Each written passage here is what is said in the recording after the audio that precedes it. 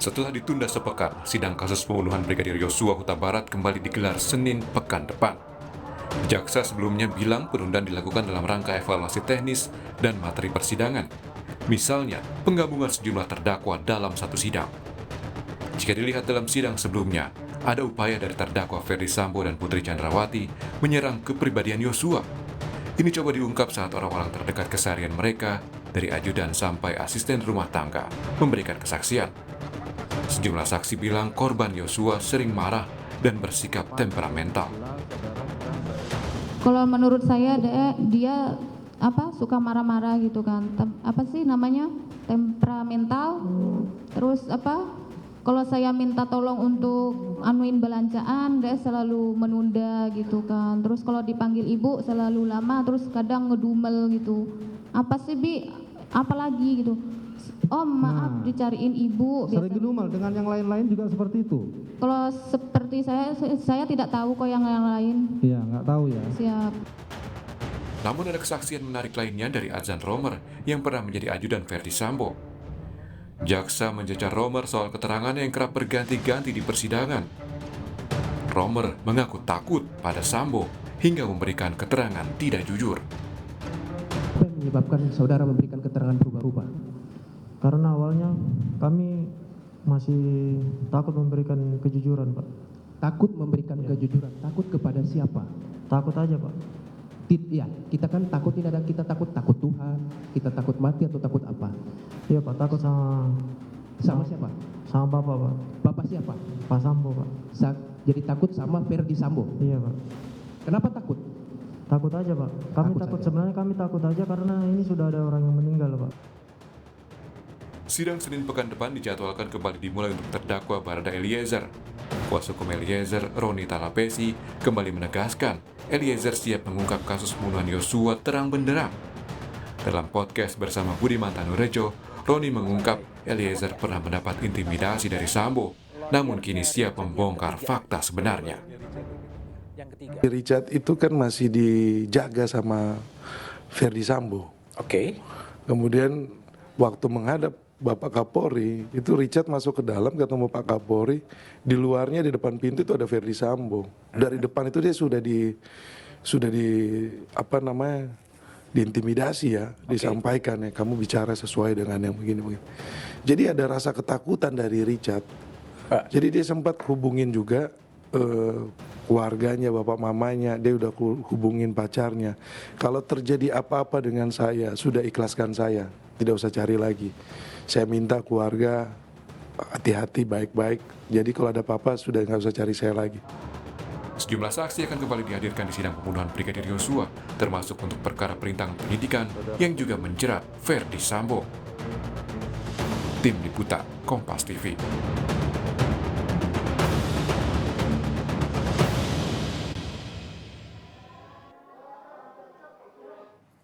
Setelah ditunda selama 1 pekan ini, apa evaluasi dari tim kuasa hukum, khususnya kuasa hukum Eliezer menghadapi sidang pekan depan, dan bagaimana kuasa hukum mencermati sejumlah keterangan saksi yang sudah dihadirkan?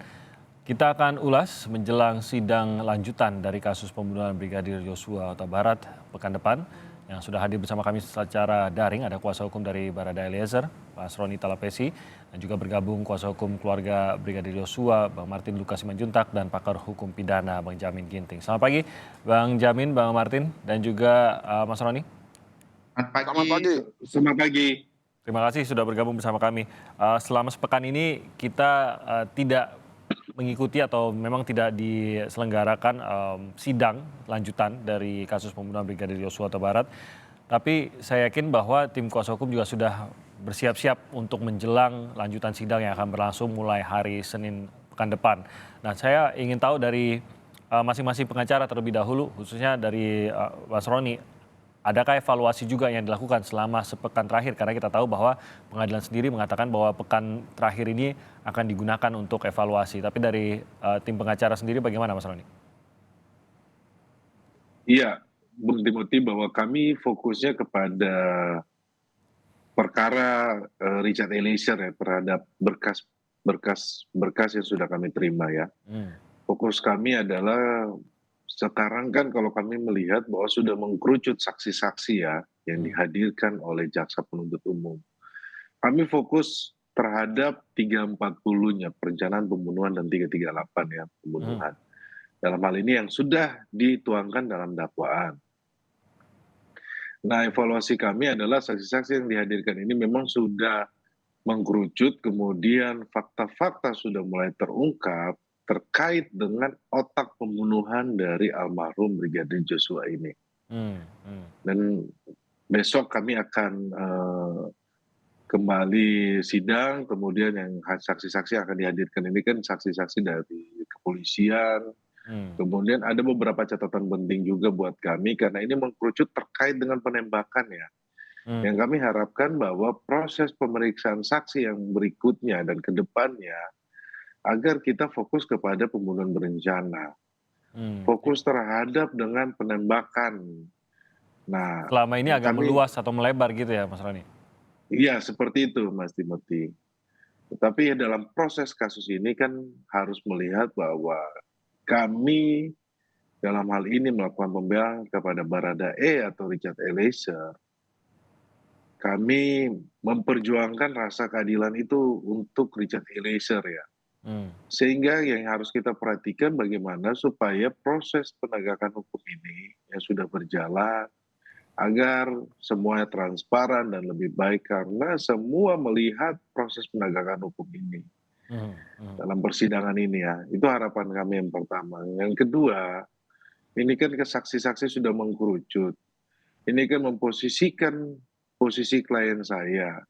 Yang kami hindari jangan sampai klien saya ini diskenariokan lagi di persidangan sehingga menjadikan dia sebagai korban atau sebagai orang yang harus menerima pertanggungjawaban dari semua peristiwa pidana ini.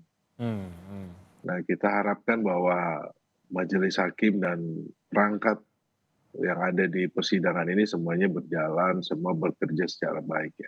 Oke, Seperti itu Bang Tim. terima kasih Mas Roni. Saya ke Bang Martin, apakah memiliki pandangan yang sama mengenai arah dari pengadilan selama ini dan ada beberapa hal yang perlu dievaluasi seperti kata Mas Roni tadi?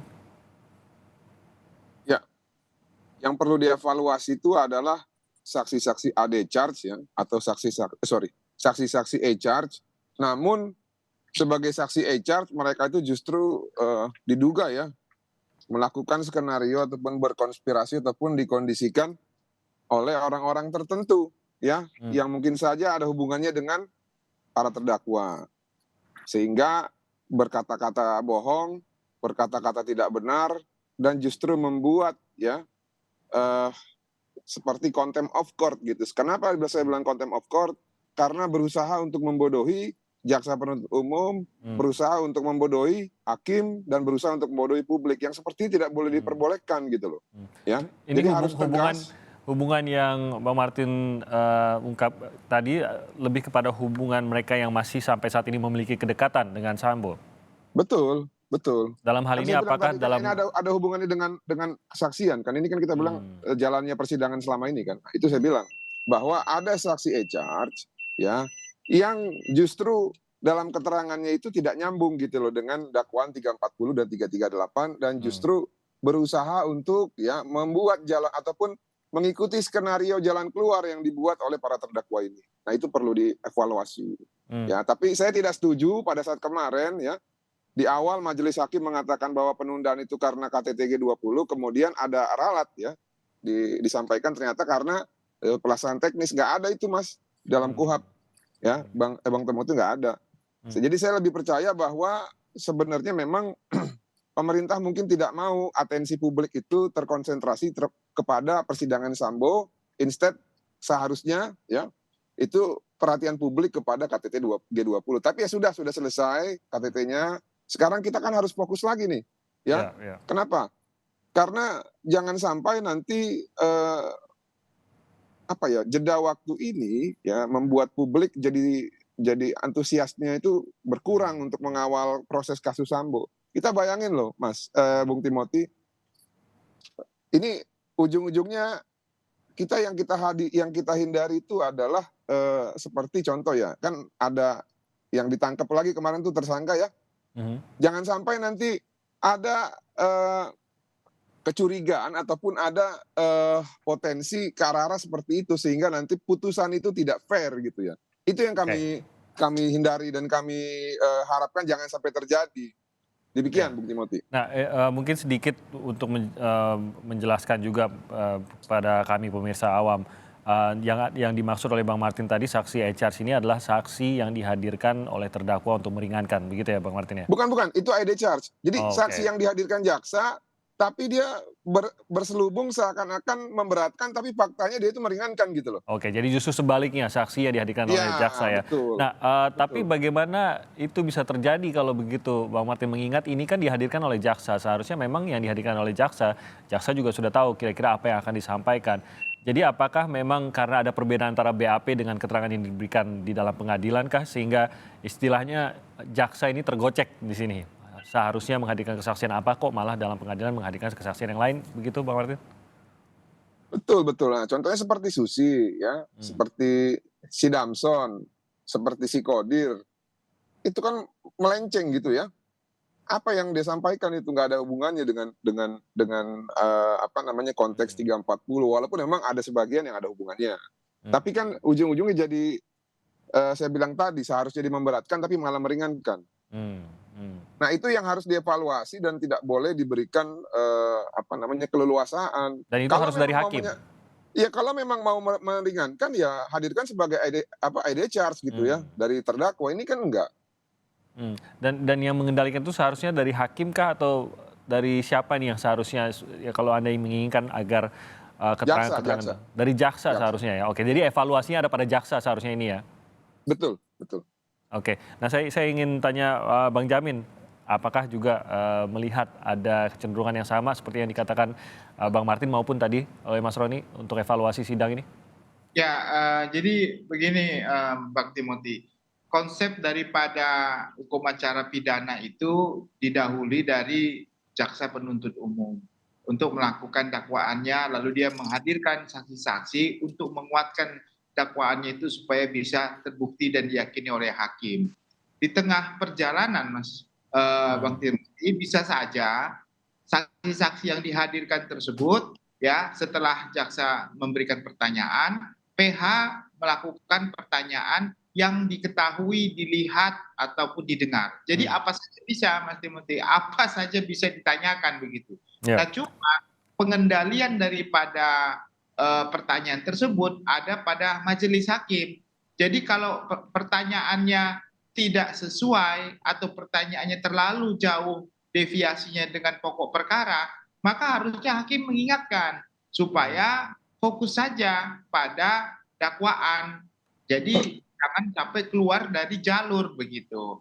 Nah, nanti kalau ada hal-hal yang diyakini oleh penasihat hukumnya terkait dengan contohnya ada kepribadian ganda yang pernah diajukan surat keberatan kepada majelis begitu, itu sebenarnya nggak pantas diajukan pada saat jaksa menghadirkan saksi karena sudah lari dari konteks apa yang mau ditemukan dalam kebenaran material begitu. Tapi nanti dia kalau giliran dia menghadirkan saksi ada charge, saksi yang meringankan para terdakwa, silakan begitu. Nah, jadi jangan sampai lagi nanti terulang. Hakim harus bijaksana ini saya kira Bang Timothy supaya sesuai dengan jalur. Jangan sampai nanti sidang 1 minggu ini kita menemukan lagi pembahasan yang bukan fokus kepada dakwaan jaksa di 340, 338. Anda bayangkan Bang Timothy kalau sampai nanti ada isu baru lagi ya, nanti terkait dengan kepribadian ganda yang sudah mati, ada lagi nanti dibawa lagi ditemukan ada pacar-pacar baru Joshua, ada lagi nanti apapun itu yang harusnya hakim bijaksana saya kira supaya tidak mengakomodir pertanyaan-pertanyaan seperti itu dan mengingatkan penasihat hukum untuk fokus kepada apa yang harus dibuktikan di sini dibantah 340 atau 38. Dan bisa Bang Timothy kalau memang mereka terus seperti itu, hakim bisa mengingatkan mereka dan bisa memerintahkan untuk mengeluarkan penasihat hukum. Dianggap mengganggu jalannya proses Iya. persidangan. Nah, itu Sebenarnya, ya Bang Jamin, sebenarnya kalau lihat dari status saksi sendiri, khususnya yang tadi juga sudah disebut juga oleh Bang Martin, saksi Susi contohnya, ada juga saksi Kodir juga untuk sidang obstruction of justice.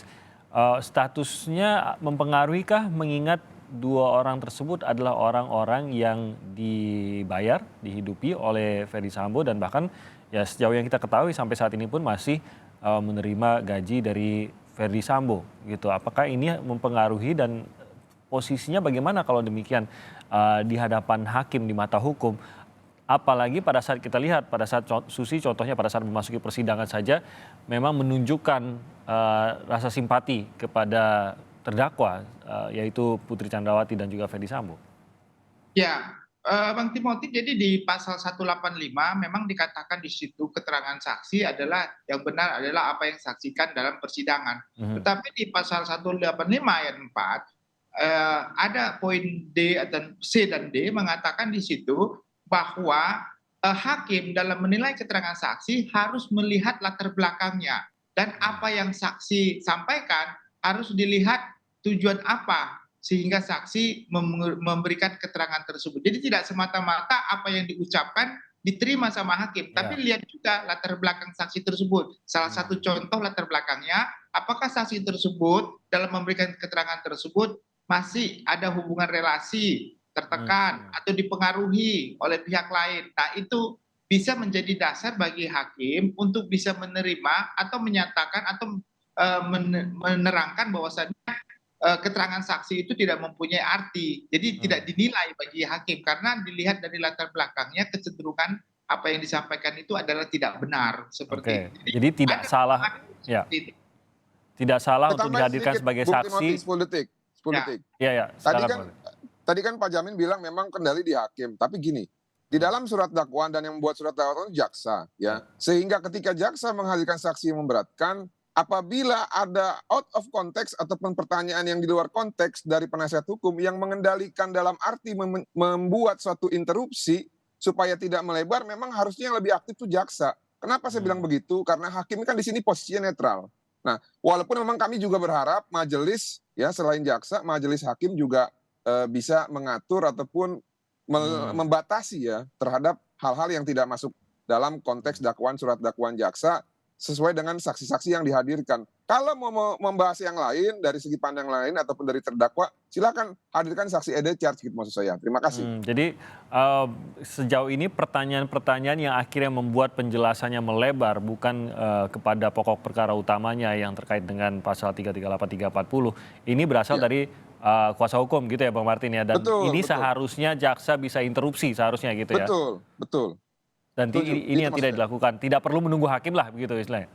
Bukan tidak dilakukan, tapi kadang dilakukan, kadang tidak. Lebih banyak diberikan kesempatannya. Kalau saya jadi mereka, saya akan batasi, saya akan interupsi terus itu. Terima kasih.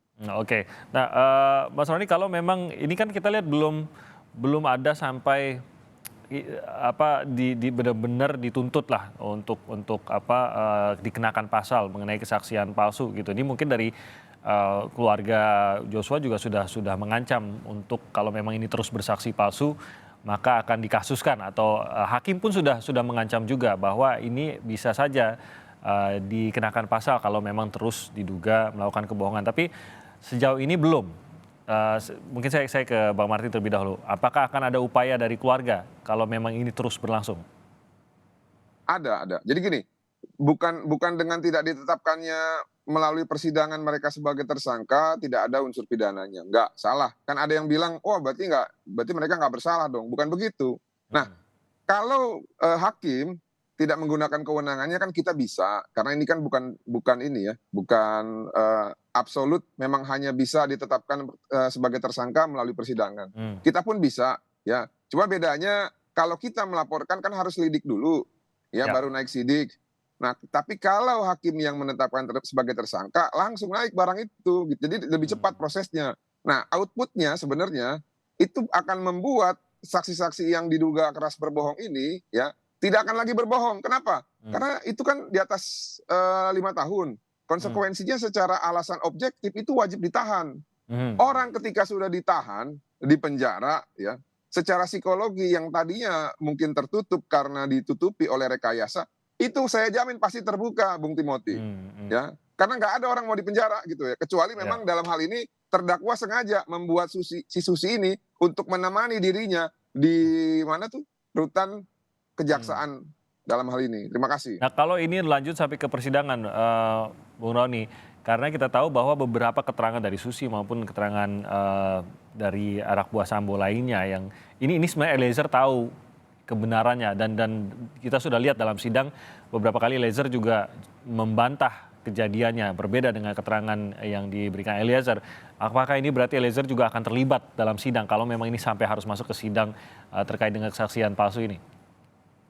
Iya, Bung Martin, bahwa memang kan sudah dibantah oleh Richard Eliezer ya terkait dengan keterangan ART ini ya. Jadi sebelumnya gini saya jelaskan bahwa kenapa ART mereka terus membela FS, karena itu mereka punya ikatan emosional, kerja sudah lama, ngikut sudah lama. Kemudian kalau di dalam ajudan ini kita klaster ini, pertama ART ya, kedua ajudan. Ajudan ini terbagi dua juga. Ajudan yang sudah ngikut lama dengan ajudan yang baru ikut 6 bulan. Yang baru ikut 6 bulan itu kan Romer, RE, kemudian Prayogi, kemudian Sadam. Nah ini yang menggambarkan situasi. Kalau yang 6 bulan ini mereka tidak punya utang budi terhadap FS. Jadi mereka akan sampaikan apa adanya. Nah tetapi kalau yang seperti Daden, kemudian ART ya, itu kan ikutnya sudah lama. Daden itu nggak enak, kenapa? Karena adik perempuannya itu dimasukin polisi sama FS, masukin Polwan. Jadi ini ada ikatan emosional, ikatan batin, sehingga mereka itu sulit untuk menolak untuk bersaksi yang sebenar-benarnya ya. Nah inilah yang sebenarnya sudah kita klaster ya. Tetapi kalau ajudan itu kan terbagi lagi dua, ajudan yang sudah lama, ajudan yang baru. Yang baru ini kan yang tadi saya sampaikan. Sehingga ketika mereka ditanyakan, mereka sampaikan sesuai fakta gitu loh. Jadi sebenarnya kalau untuk kesaksian dari dari ART ini sudah kita ragukan dari awal. Itu yang sudah kita sampaikan kan beberapa kali kan. Oke, kita akan lanjutkan lagi. Saya mau nanti terkait juga dengan bagaimana semakin luas pembahasan di dalam sidang, termasuk juga mengenai pribadi Joshua. Ini dikatakan sudah mulai tidak tepat, sudah mulai tidak fokus kepada perkara utama.